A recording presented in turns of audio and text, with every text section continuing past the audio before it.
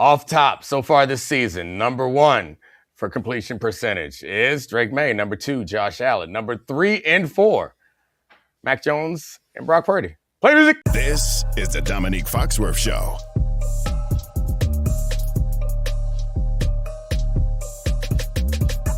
Welcome to the Domonique Foxworth Show. I'm Domonique Foxworth, and I'm joined by the great Charlie Kravitz. And we got some football news coming up and some basketball conversation eventually. I mean, it's kind of basketball conversation since the season is finally starting. Yeah. Before we get into the football stuff, I wanted to put this on the table for you. Mm-hmm. It crossed your mind a little bit that since the NFL decided to take Christmas or try to take Christmas, they also last night or I guess Monday night, the Colts game, they had Red Panda do the halftime show just before Christmas. I didn't feel like a NFL, NBA jab. It did a tiny bit, but I think that Roger is really he's testing how far this can go. Like the script put Max Brosmer and Josh Johnson on Christmas Day. And I'll ask you, in the Foxworth household, are you more likely to watch Johnson and Brosmer or Wembanyama versus the Thunder? Yeah, I mean, it's my job to watch Johnson and Brosmer, right? Mm-hmm. Are we going to talk about Johnson and Brosmer going forward? Probably not. Watching Wemby on Christmas sounds a lot more interesting. And the Vikings aren't playing the Commanders. Those are just the two worst quarterbacks. Yeah, I don't have to choose. Yeah, I mean, we don't got Mahomes. How pissed? I know the Chiefs fans were pissed. I almost forgot. Chris Aludicon. Oh, yeah. We're getting deep into. Well, I mean, yeah, we gotta watch. We gotta watch Wemby, right? You gotta watch Wemby. Honestly, I'm gonna be watching football. Who am I kidding? Yeah. We got multiple screens. By the end of the night, we get to watch Ant. There's no competitors at the West Coast. The one NBA game I'm probably gonna watch is Thunder Spurs. The rest of them don't do as much for me, but that seems to be the matchup in the NBA right now. That's the most interesting. After the cup. But so for the NFL stuff, we're going to talk a bit about the 49ers and push that forward. But before we get there, you were on Get Up this morning. We're taping this on Tuesday morning, the 23rd. And I'll let you set up this topic. You heard what the discussion was what? I feel like it's important to make sure I protect Dan Graziano a little bit because he put this topic on the table, but he wasn't saying, as he's normally an insider who has information, he wasn't saying that he knows this to be the case, but he said because Lamar Jackson's contract is coming up, that other teams had suggested that maybe the Ravens would consider trading Lamar Jackson, which just jumped out as the most absurd. It will be the best player traded, I guess, ever in NFL history. If it was at the point of his career. At the point of his career. Right. Yeah.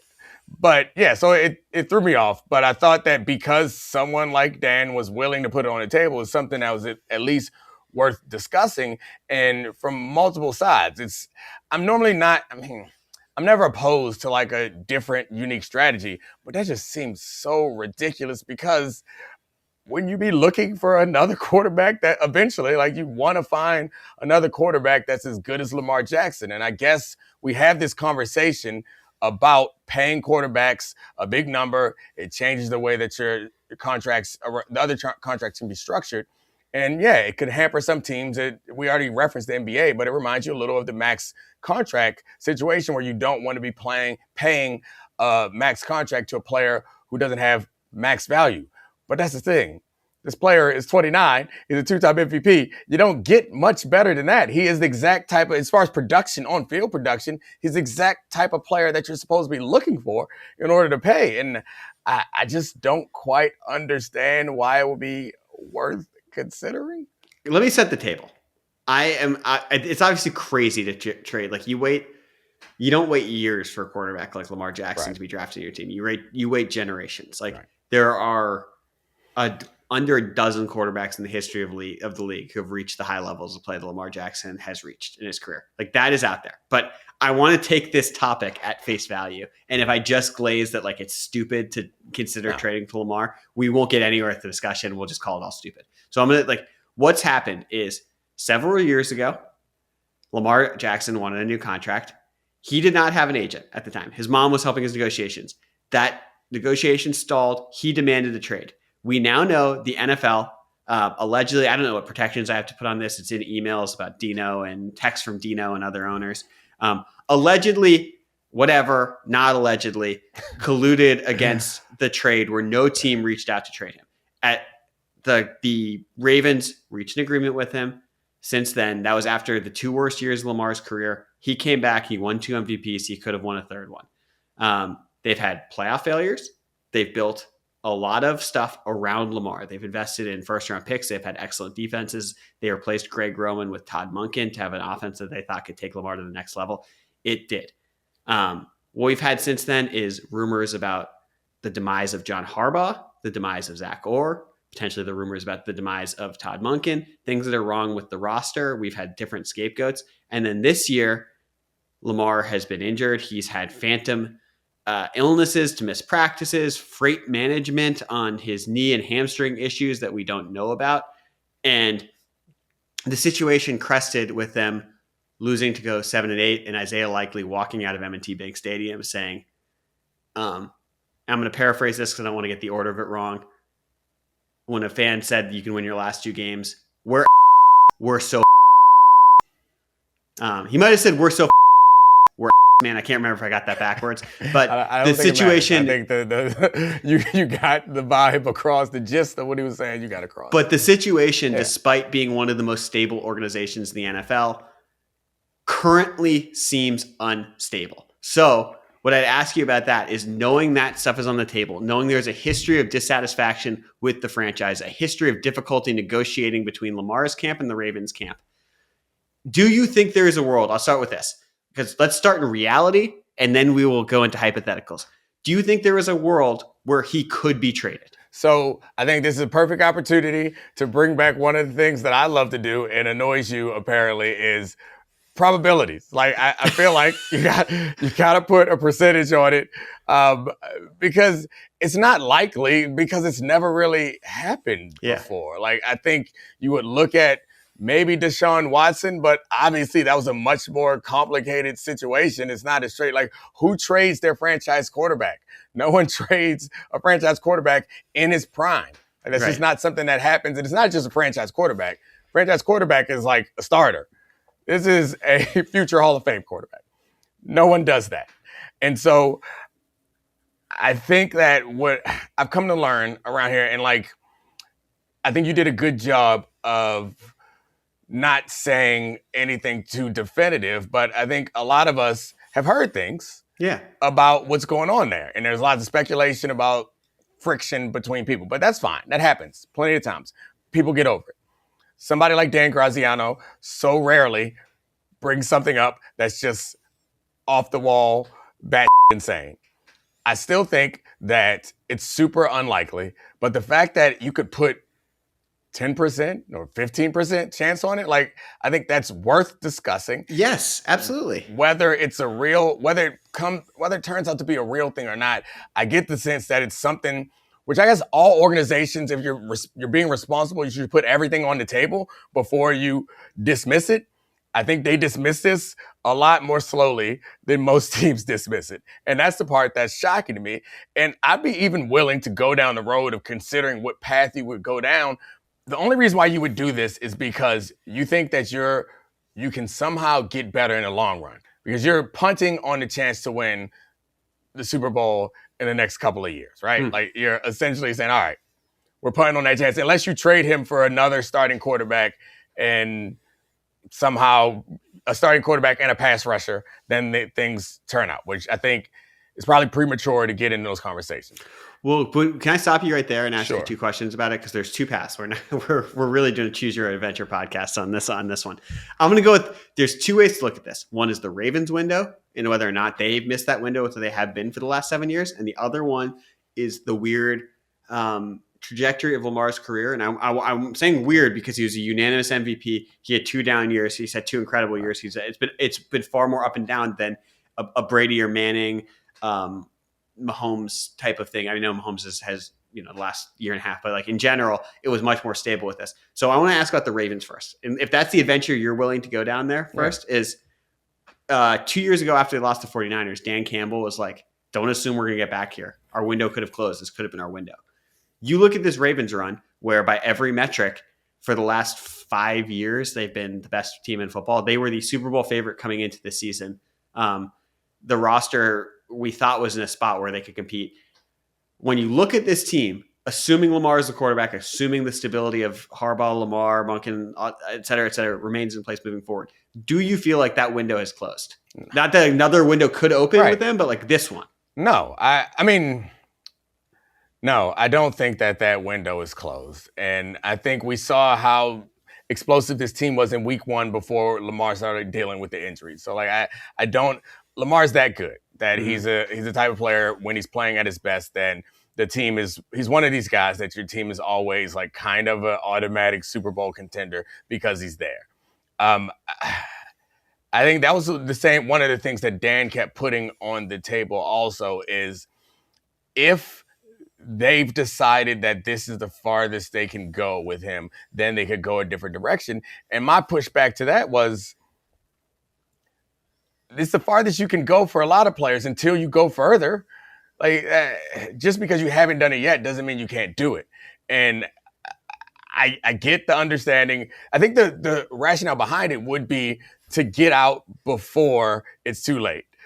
And by too late, it could be too late for a few different reasons. It's like Lamar could not be as good. He could be injured. He could not be as good. The other reason could be he himself, because of tensions from the last negotiations, or maybe tensions that they foresee arising in this negotiations. He himself could decide that he wants to be traded and demand a trade. That reduces your leverage, and then you're getting out a little too late.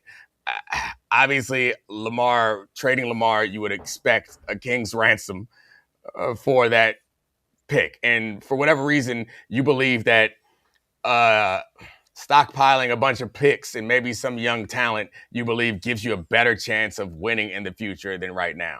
Either way. By the way, for our commenters, Domonique is talking about the royal you. He is not talking about me and my proclivity to trade quarterbacks. I'm not saying trade Lamar Jackson. I'm sorry, clear for the audience. Yes, to be clear. I know Dan said that once he knew what he was doing, because in the pre-show meeting he said, I'm going to stay away from the mentions today, because he knows that people, no matter what, how many times you give a disclaimer, people are going to hear what they want to hear. You and I both are going to get blown up for suggesting that the Ravens should trade Lamar Jackson. I'm not suggesting it. Suggested it. It was a real thing that was put on the table. We're here. Like we're human beings. Yeah. We talk to a lot of people like this. It's not like we're not saying anything that's like definitive. We're talking the percentages, but yeah. Trey Wingo, there's a good chance he's going to be mad. Oh yeah. He's going to be pissed. Sorry, Hal. I don't know.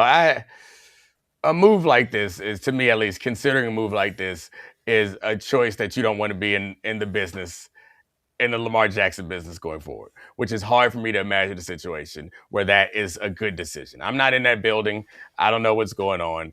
I don't have the speculation, but I do know that these things have come up from multiple people that are inside the NFL circles and from people who don't normally bring things like this up. And of course, no one wants to put a name on it. No one wants to officially report anything, but it's something that seems, for a quarterback of this caliber, it seems more likely than you would consider. Am I wording it in the safest way possible? No, you are, because it's the fact that you're saying if the percent is 1% and not 0 means it's more likely than any other quarterback of that tier who's under 30 years old.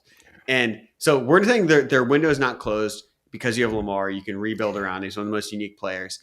The second part of this is, given the up and down trajectory of Lamar's career, which again, like, people can be deluded about it as much as they want. The fact that they're always top 5 in DVOA when he's on the field, but just objectively, some years with Lamar are exceptional. Some of them we've seen as disappointing with his play, this year included.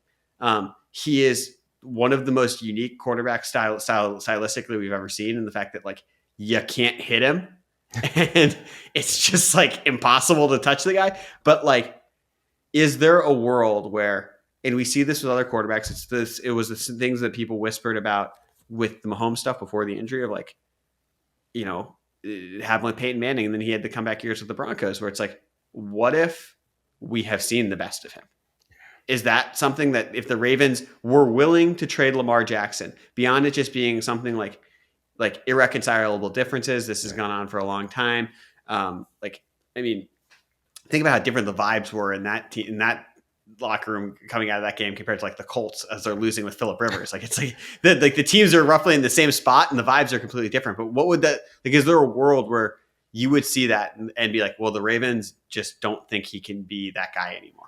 Yeah, I find that hard to believe, man. Yeah. He's so young, like, and his injuries haven't been the type of injuries that you think he can't come back from. And I'll say it again, like week 1, he looked like the same old Lamar. And I also would say that, of course, inevitably he's going to slow down, but he's demonstrated, at least in my view, that he has the ability to play well without being like the best athlete on the field. It's so rare that you see him the way that we used to see him early in his career, where he'd break off a 40-yard run pretty routinely. That's not the game he plays anymore. And even though he still has the explosiveness and the speed, he never really seems to use it that often. So I don't think that we're going to see a place where the near future we get a much diminished version of Lamar Jackson.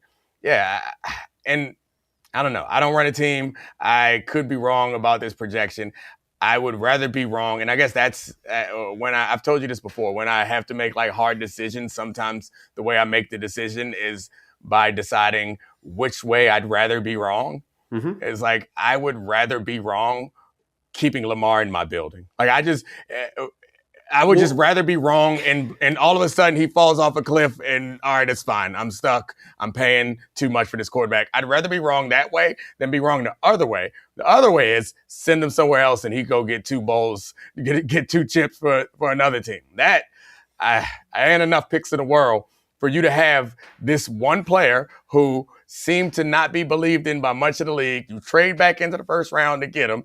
He essentially, like, his play is part of the reason why Harbaugh's job remained intact that first year. He wins a bunch of MVPs. One of the biggest stars in the league, is like your first Hall of Fame quarterback in your franchise history.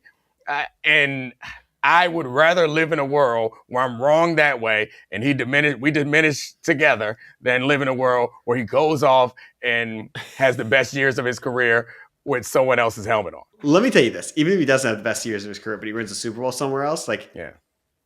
And this is a whole nother conversation about why, like it seems impossible to fire Harbaugh. I know he's been there for 20 years, but like literally we saw the greatest coach in the history of the sport think that he could predict the fall off of a quarterback in Tom Brady. And now that dude is going to cheer competitions and we look at him as a doddering old fool, while Tom Brady is like, oh, he figured out broadcasting a year into it and he's just the consensus greatest player of all time. Like, this is, you're playing a dangerous game if you give up on your franchise icon too early. And I think that part is really interesting, but the Ravens organization really well. Yeah. And the Harbaugh stuff, there were rumors about him potentially, being fired before the season and or not before the season, when they had a really rough start to the season. That's calmed down a lot. Yeah. And I think it's totally fair. It's hard. There's been injuries. Lamar's been in and out. He has practiced the whole time. But let's say there's a world. We are not reporting this. This one I haven't even heard speculated about. But let's say, there's the Reddit post saying that Lamar and Harbaugh have issues. That was some from coaches and quarterbacks have issues all the time. But if Lamar went to the Ravens organization and was like, Harbaugh's got to go, with how stable the organization is that something they would just be like, sure, we'll get rid of him, or is that something no? It's hard. So it's hard to answer that question, in part because it's also hard to answer the should Harbaugh stay or go, be fired or stay question, because the question you're asking there is not, is he a good enough coach? This is the same thing with Mike Tomlin. When you have a coach who's demonstrated that they're good enough, you're not asking, is the coach good enough to stay? You're asking, is the coach good enough to lead a team to whatever? That's not what you're asking. You're asking, does he fit here anymore, right? Can they fit together? Right. So I'm saying I'm separating the two. The Harbaugh question is an independent question to me. And so and that's a difficult question to answer without really knowing the connection that he has with the team, being in the locker room, being around. You see the Steelers played a couple of really good, really a couple of their best games of the season recently. And you see what feels like, and we all project this based on like body language and all this nonsense, but you feel like, oh, they're really locked in with this guy. It's not the same picture that you get for the Ravens, and it might be because they blew a big lead or something else. But like, that's the hard thing to say about that. So like, I'm not avoiding the question you're asking. Like, to the question that you're asking, I'd obviously, as I normally do, would lean towards the player because that's much more difficult to find. But also, like, that's an inside the building question. It's like, whose team is this? Like, who does it feel like has the pulse of this team? Well, to me, it's also like football is so fleeting, and like it's. I get it with basketball, where it's like, oh yeah, you go with the star. 7 years of LeBron, like whatever. Like put Tom, Dick, and Harry next to him. We'll figure it out. But like, it's like, to me, it's like the Ravens are so unique in like maybe only second to the Patriots, and just being. We talk about organizational stability ad nauseum on this show, and they have been a remarkably stable organization since the year 2000. It's a quarter of a century. This is the year they were founded. They have never really been bad and have consistently made good decisions. And part of that stability, even though they've been able to change over offenses and defenses and switch quarterbacks and go from a blitz-happy defense to a more zone-dependent defense, they've done all these things in recent years, in the past decade or so, or decade plus, with Harbaugh there. And like, that's an ability.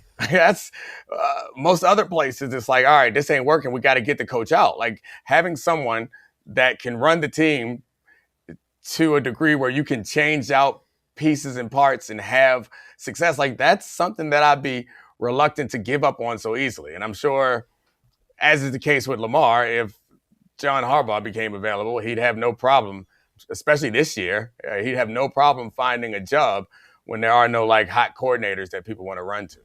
Yeah, I mean, I think that's an interesting point of that too. It's like they'd both be fine. Can I ask you, like, can we get to the fun part of this? Sure. If you got traded, what would it look like, and are there any spots you'd want him to go? Okay, yeah, this is all you want to do. You want to get to the NBA style imagination stuff. Like, I can't even guess what it would look like as far as trade compensation is concerned. Like, you got 2 1s for Sauce Gardner. Right? Like, did Russ get 4 1s? How much? People still considered him in his prime, but he was like 31. Yeah, but he had never won an MVP. His prime wasn't. He never got an MVP vote. Remember? His it was 2 1s and 2 2s. 2 1s and 2 2s. That's not even close to. So I'm guessing I'd end at like 4 1s. And I guess what people thought of it sort of as a third one too, because Noah Fant was coming off his rookie year, and it was like a very hyped number 1 pick tight end who was in the Hockenson draft and was the more athletic guy. Yeah, I mean, I don't even know how to gauge something like this. Sorry, they're just both Iowa tight ends. It was definitely not the Hockenson draft.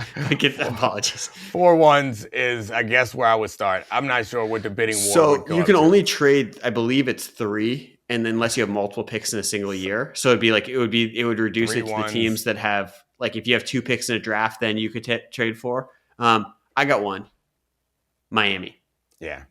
Yeah, I mean, we're just like full on imagination now. Like, forget they figure out a way to make the contract work with Tua. And yeah, I mean, he's from down there. It would be fun to see him in.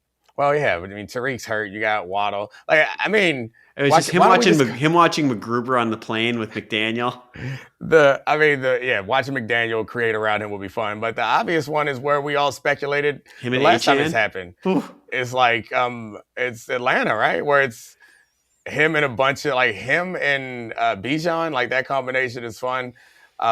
Yeah, I mean, the problem with having this particular imagination conversation is everything sounds amazing. Like, there's nothing that doesn't. The Kyle Pitts Senior resurgence. Lamar loves tight ends. All right, rattle off your other ones, and they're all going to get us all excited, jazzed up, because it sounds fun and cool. But you know what's pretty fun and cool? Lamar healthy on the Ravens. But anyway, go ahead. Maybe there's a world where Stafford retires and it becomes like like multiple quarterbacks want to go there, and it's Burrow and Lamar are meeting with McVay and Cabo this offseason. And I think that's a fun one. Jordan Love and Micah Parsons for Lamar Jackson. That's a dumb one. I mean, I think Myles Garrett and a first round pick for Lamar Jackson. Nope. I don't think the Ravens in division. Yeah, I don't think the Ravens do that. Yeah. Dak and a 1 for Lamar. Nope. Why not? Nobody does that.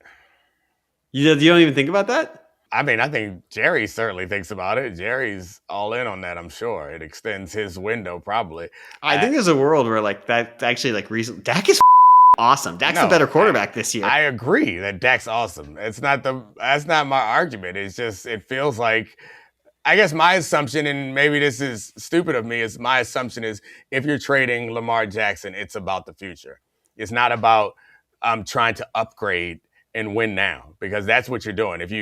I guess you get an extra first round pick, you say, and you get a quarterback that is closer to the end of his window and is not as good as Lamar at his best, but is good enough to win with, right? Yeah. I mean, definitely good enough to win with. What about I got a couple more. But has the same reputation as Lamar as far as playoffs is concerned. But he's also got better supporting the talent around him. He is better at maybe not the running game with like Derrick Henry, but Dak Prescott has a more significant history of supporting pass catchers than Lamar Jackson does. So that part is like that part is real of maximizing talent. If you think the rest of the window is open, I don't know. I mean, what if the Raiders or the Giants get the number 1 overall pick? Like the Raiders seem like a no-brainer. Trade 3 picks, including 1 overall. Nope. If the Giants do it, Dart number 1 and 2 more firsts. Nope. I mean, the Ravens don't want Dart. So there's like nothing that could really be fair value for Lamar, because this is what I wanted to go through. Unlike I guess it's sort of like the NBA, where if you were to trade LeBron James or Luka Doncic, you're not going to win that trade. There's no way to have fair value for Lamar if you think he can play MVP football moving forward. Yeah, assuming that, there's no way, especially if you put a cap on the number of first-round picks that we can take. No, there's no way. There's really, I don't know. And what you would have to give up off of your roster would then make you so you're a team that can't be competitive. The Ravens, that's another reason. Like, the Ravens would absolutely lose this trade, assuming that Lamar plays well. Like, they're making a guess or making a gamble or a bet that he's falling off and no one knows it. I think the Miami one is the Miami and the Cowboys one are the 2 most fun ones. No. It'd be really fun to see him playing. And he would look so like him in a backfield with Achane wearing like the teal uniforms. Like it just really looks right. I mean, I don't know where Cousins is on his contract, but I think the Atlanta one would be probably the most fun. Yeah, the Atlanta one would be good. Defense would be, they'd be in a division where they could win it. Their defense has gotten a little bit better. A division where they could win it. That is the understatement of the century. Look at the NFC South. Like it's a mid-off. They should have won it this year. I mean, like, exactly. If you traded Lamar to Atlanta and they didn't win the division, we'd look up and be like, "Oh my God, what did the Ravens know? Can we rescind this? Can we rescind this trade?"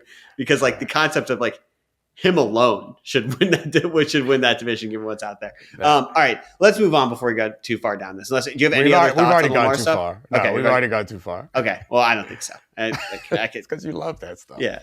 So 49ers have won 5 games in a row. We mentioned this off the top. We're coming off of Monday Night Football. There was stories about Phillip Rivers looking shockingly competent for points, and we're not going to take that cheese. We're not going to discuss Husky Phil. But I do want to discuss the 49ers, who are technically above the Rams and then second in the NFC West. They've won 5 games in a row. They have 2 difficult games down the stretch, one of which is against Seattle in Week 18, whom there's a chance won't be playing for anything, but likely will. There's a chance they're going to host, now they're going to host a home playoff game in round 1, but like that this team, they have just continued to compete. And Purdy is playing the best football of his career, I'd say his career, even though I guess he had the year where he was an MVP front runner, but last night was awesome. Do you think that they're a sneaky Super Bowl contender in the NFC, given other than the Rams, we see flaws in I'll say the Rams and the Seahawks. We see significant flaws in everyone. Yeah. I mean, and there are flaws in both of those teams too. I guess maybe you would argue that they aren't super significant, but the Seahawks inability to run the ball consistently, and when Darnold is under pressure, he struggles. Like those seem like significant issues to me, but I don't, unfortunately. Like you hear over and over about how their schedule is like historically weak, the 49ers, but that's not even what I would point to. I just point to the issues on their defense, and they aren't a great like run stuffing defense. They aren't a particular. They lost their 2 best defensive players, like a couple of future Hall of Famers probably off of their defense, and it's been admirable what they've done to keep it together. But I don't see it as a solve for the playoffs. They're going to have to win shootouts, and they can win a few shootouts, but they can't win all the shootouts. Especially, I guess they have a chance at getting home field advantage.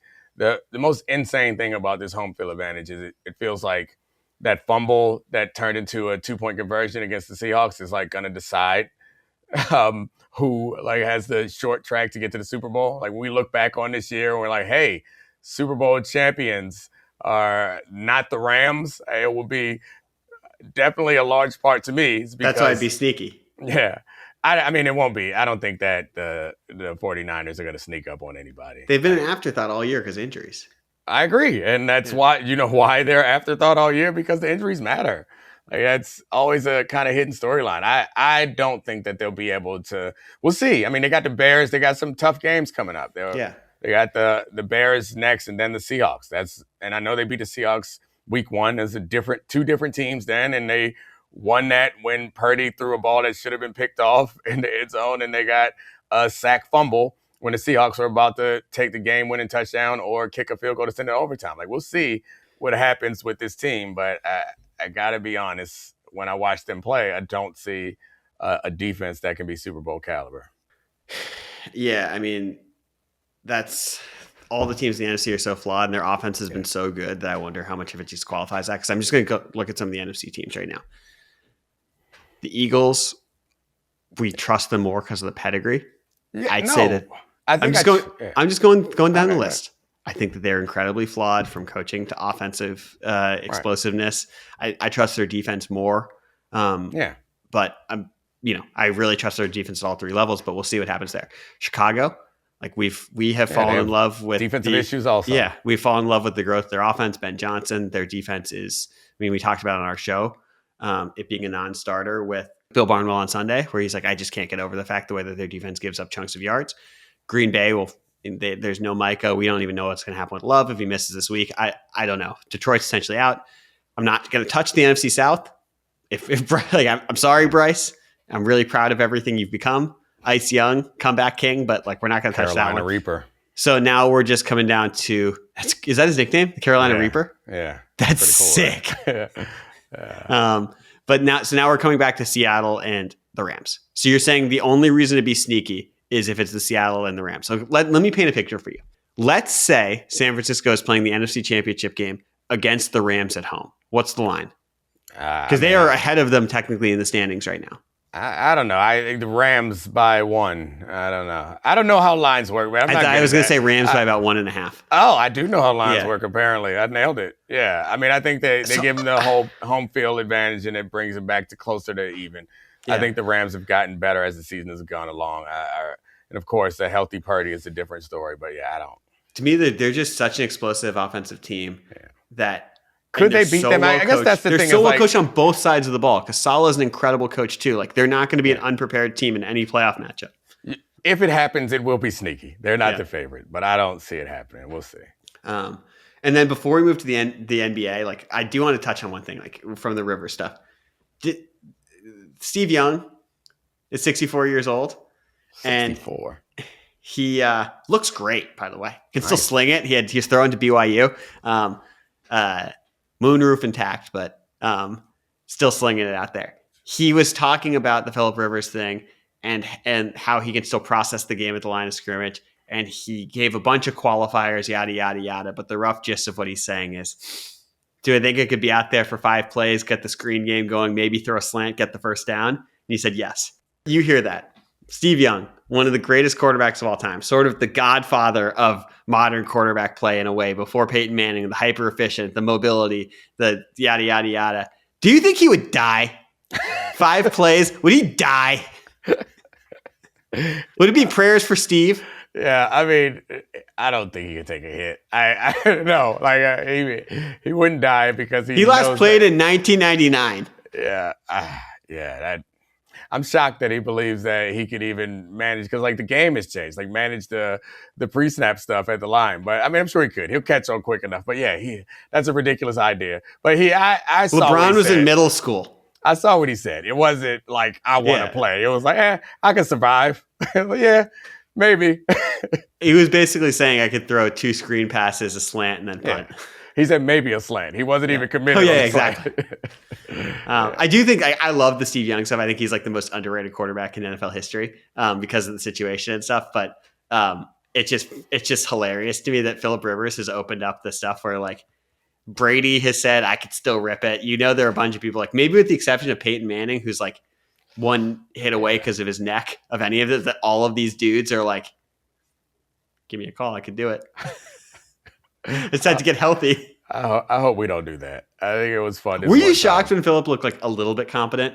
Yeah, he's better. I mean, that's the thing is like I want to celebrate what he's done, but then we go too far, and people start talking about. That was one of the questions on Get Up this morning. Was like, would he? Do you think that the Colts bring him back next year? It's like I would. Let's just celebrate that he like looked competent for much of this game, but then you saw him try to throw deep downfield, and it was like, It's so laborious, his throwing motion. Yeah. And then it comes up short of the receiver. It's a tough scene. But you said we weren't going to talk about it. Let's do the basketball. Okay, fine. I mean, the Steve Young thing was hilarious. Do you think Jerry Rice thinks he could go out there and get a cup of coffee? Because that's one where he did it for such a long time, and like you sort of ended his career by just throwing him out the club at Denver training camp. But like deep down, having met him, I think he thinks he can do it. I think he actually can? Of course not. But yeah, no, I think he thinks he can do it. Yeah, for sure. Was there anyone who is the most delusional guy you played with who you think sees the Phillip Rivers thing and thinks that they could come back and get a look now? I mean, there was a lot of delusional guys that didn't make the team and thought that the coaches were dumb. So like those guys are the ones. I don't know any of most of the great players that I play with kind of know better. I sat next to Ray on a train like a month ago. There's nothing about him that says he wants to hit anything again. Like, hey, if you've done it all, you've done it all. I don't know. Like Phillip didn't win the Super Bowl. Maybe that's part of the reason why he's like, I want to come back. Most guys like, yeah, I'm good. I did it. Yeah, I mean, the Phillip Rivers thing. The post game press conference about not being scared about proving so. Like, I thought that was actually kind of cool. Yeah, like, it was genuine. That seemed like very earnest. You keep making us do this conversation. Like, let's just say, congratulations, Phil. That was awesome. I didn't make you do it. I wanted to do it. This is a Steve Young conversation. Yeah, it wasn't. It was a proxy Phil bash, is what you wanted to do. I wasn't bashing him. Yeah, you tried to proxy Phil bash. All right, it's the opposite. I'm pro Phil. Yeah, whatever.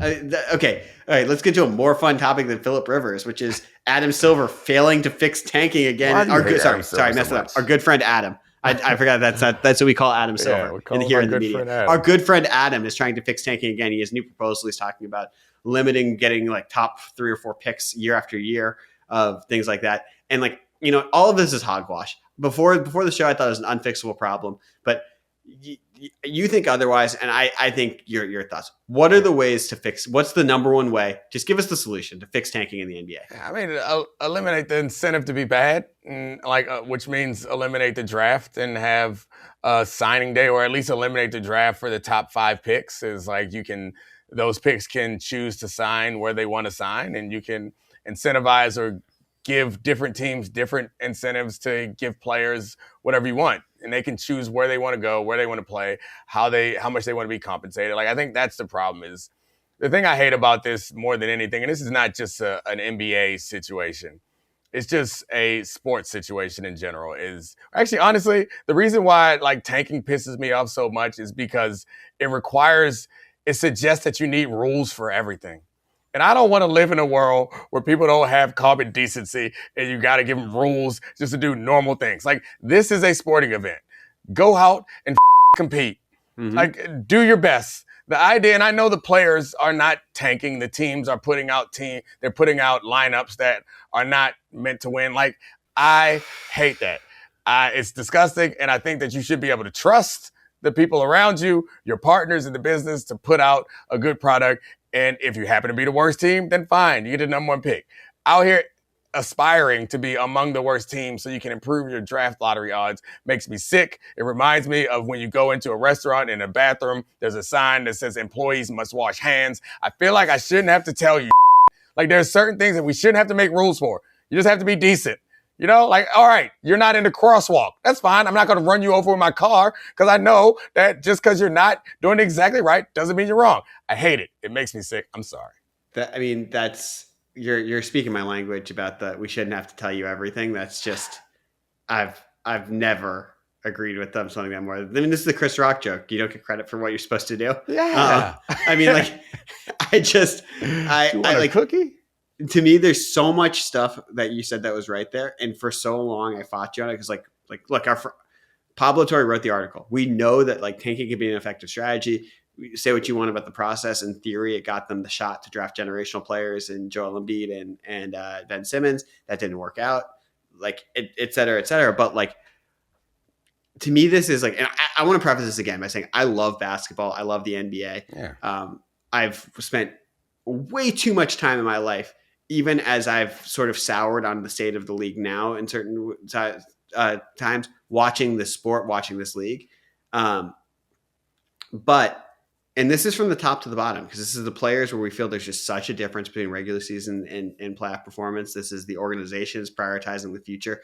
This is college basketball being gutted for the slop that we currently call the college football playoff, for the cash grab that's that, where I used to love the NBA draft. It was my favorite thing, like the prospect videos on YouTube, researching all that stuff, imagining what they're going to be. It was so much more straightforward. It was so fun. It's like you had a real sense of where these guys were going to fit in the NBA pecking order. I'm not even talking about the Euros now or the different like paths to players. In college basketball, it's an anonymous sport. The matchups don't make any sense. Like, you can convince yourself you know what's going on by the tournament, but like, you haven't heard of or seen 3/4 of these guys play. You're going to get this guy, Darren Peterson, who we don't know if he's even going to play again this year in college. I know Bill Self said that he's likely to come back from his hamstring and quad issue. He's supposed to be the best shooting guard prospect since Kobe Bryant. And like, there's a good chance that we aren't going to see him play college basketball again. We're going to go into this draft and we're going to like, it's not the fun product that it used to be. It's like, there's no take a shot every time Jay Billis says wingspan. Like, all that stuff is gone. And I don't like, if the entertainment product is gone, if I'm as a draft super nerd no longer enjoying the NBA draft, I'm with it. Like, have it be a free agent thing, have it be a signing day, have it be something different. And I know that the second apron and the max contract are incongruent. And maybe this is something where like, if there's a complete rethinking of the system, like the salary cap's there, the max contract's gone, and the draft is gone, and like, see, you can actually build the best team given the constraints of that, how you want to invest your capital. But what we're doing now to try and fix tanking, all of this stuff is fluff. This is just our good friend Adam trying to appeal to both sides. All right, we can't just be basketball NBA grumps. I will It's been give a great you some season so time. far. There we go. What is it about the season that you're most excited about? What are you looking forward to this NBA season? Like, I guess the Wemby stuff is always fun and exciting. I'm going to tune into basketball a lot more after the season is over. But what is it for me that I need to know that I got to lock in on real soon? It's the rookies. If I got time for a couple of games. Oh, the games, though, to be fair, the season, by the time you're listening to this, the season starts tomorrow. But in the preseason, yes, the Wemby stuff is spectacular, and he's coming back from the calf injury. And when he was playing early in the season, we were like, oh my God, he might be right there with Jokic as the best player alive. Jokic has since separated himself again and has somehow even better at basketball. You could look at the top of the Western Conference, the Thunder being there, the Nuggets potentially chasing them, the Spurs with their young core. But to me, I would say the most interesting thing has been the rookie class. Like, Flag is as advertised. Con Knipple looks like, I don't know, like a more Klay Thompson-y Klay Thompson. Like, he can do certain things that Klay didn't. That's crazy. He plays one of the best players ever. Like Edgecombe, Dylan Harper, Derek Queen, your guy. Like, Go Terps. I'm shocked by the Derek Queen thing. Yeah. Just the way it looks. And I really liked him in college, but like, he has been incredibly fun on a team that like, it's so frustrating what's happened to that team with Zion. But to me, it's like, Thunder going to break the record, or do you not care about the record? I'm sorry, who's going to break the record? I said, do you think the Thunder will break the record, or do you not care about the record? I don't think they will, but I think they'll set the net rating record. I think that they're even better this year. They've been fun to watch, but like, seeing them lose to Wemby in the Cup, and then seeing them play again on Christmas Day, like that Thunder Wemby thing, that's what basketball. This is what's supposed to be. These are like essentially two organically built teams who are stylistically different and are really fun. And like, I think you're going to love Dylan Harper when you turn this on that game. All right, Charlie, can't wait to watch the NBA on Christmas Day and then really wait for the season. The true official start of the season is after the Super Bowl. I don't give a what you say, Charlie. Thank you so much for joining me. Thanks all the producers. Happy holidays. Merry Christmas to everyone. See you soon. We out. Oh, one other thing. Oh, another thing. This is a PS. I got a tweet about 5 minutes before we started recording that said, I'm going to read this. It's from Gonzalez with an S. Uh-huh. At Foxworth Show, you need to do a Christmas show where Charlie hands out presents on par with his ridiculous tears.